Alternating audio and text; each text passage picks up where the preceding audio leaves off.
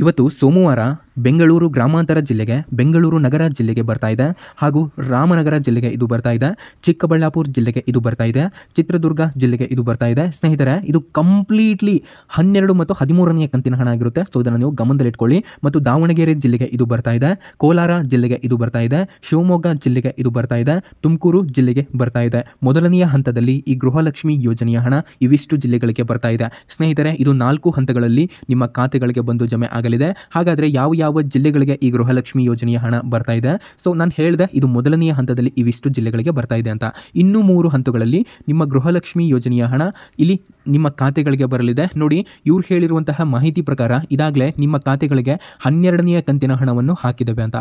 ಇಲ್ಲಿ ಮಾಹಿತಿ ಪ್ರಕಾರ ಅಂದರೆ ನೀವು ಹೇಳ್ತಾ ಇದ್ದೀರಾ 12ನೇ ಕಂತಿನ ಹಣ ಬಂದಿಲ್ಲ, ಕೇವಲ 11ನೇ ಕಂತಿನ ಹಣ ಮಾತ್ರ ನಮಗೆ ಬಂದಿದೆ ಅಂತ. ಸ್ನೇಹಿತರೆ, ನೀವು ಇದನ್ನು ಗಮನದಲ್ಲಿಟ್ಕೊಳ್ಳಿ. ನಿಮ್ಮ ಖಾತೆಗಳಿಗೆ ಯಾವ ಒಂದು ಕಂತಿನ ಹಣ ಬಂದಿಲ್ಲ, ಅದೇ ಒಂದು ಕಂತಿನ ಹಣ ಇದು ಬರುತ್ತೆ. ಸೊ ನಾನು ಜಿಲ್ಲೆಗಳ ಲಿಸ್ಟನ್ನು ಇವಾಗ ನಿಮಗೆ ಹೇಳ್ತೇನೆ.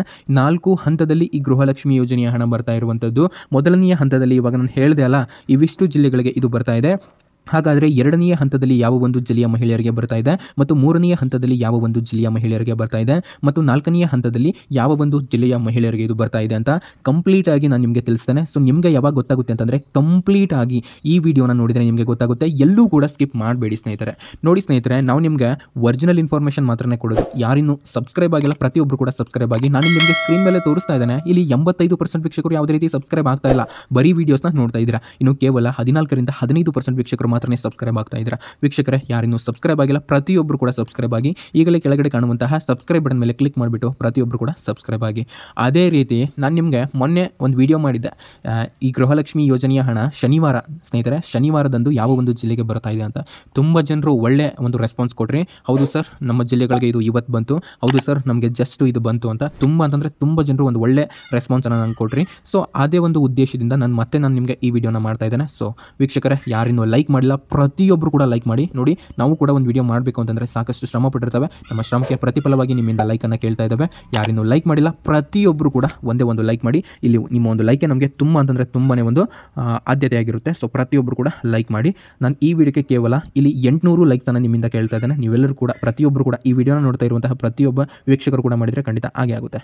ಸೊ ನಾನು ಹೇಳ್ದಲ್ಲ, ಇದು ಬೆಳಗಾವಿ ವಿಭಾಗ ಅಂತಂದರೆ ಬೆಳಗಾವಿ ಜಿಲ್ಲೆಯ ವಿಭಾಗಗಳ ಅಂದರೆ ಬೆಳಗಾವಿ ವಿಭಾಗಗಳಲ್ಲಿ ಬರುವಂತಹ ಜಿಲ್ಲೆಗಳಿಗೂ ಕೂಡ ಇದು ಬರ್ತಾ ಇರುವಂಥದ್ದು.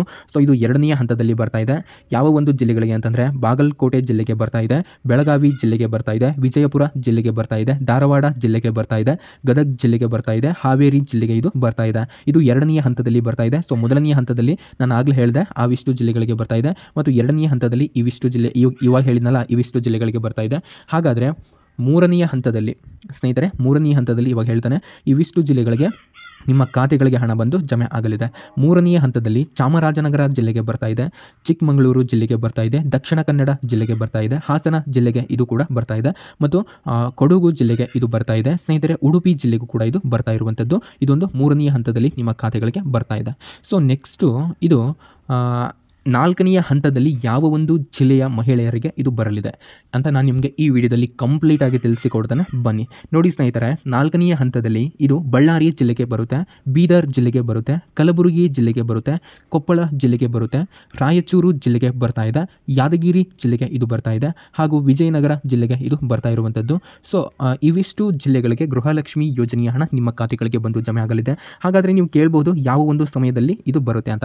ನೀವು ಗಮನದಲ್ಲಿಟ್ಕೊಳ್ಳಿ, ಇದು ಎಲ್ಲ ಜಿಲ್ಲೆಗಳಿಗೂ ಕೂಡ ಒಂದೇ ದಿನ ಬರುವಂತಹ ಸಾಧ್ಯತೆ ಇಲ್ಲ ಸ್ನೇಹಿತರೆ. ಇವಿಷ್ಟು ನಾನು ಹೇಳಿದೆ ಅಲ್ಲ, ಈ ಎಲ್ಲ ಜಿಲ್ಲೆಗಳಿಗೂ ಕೂಡ ಬರುತ್ತೆ.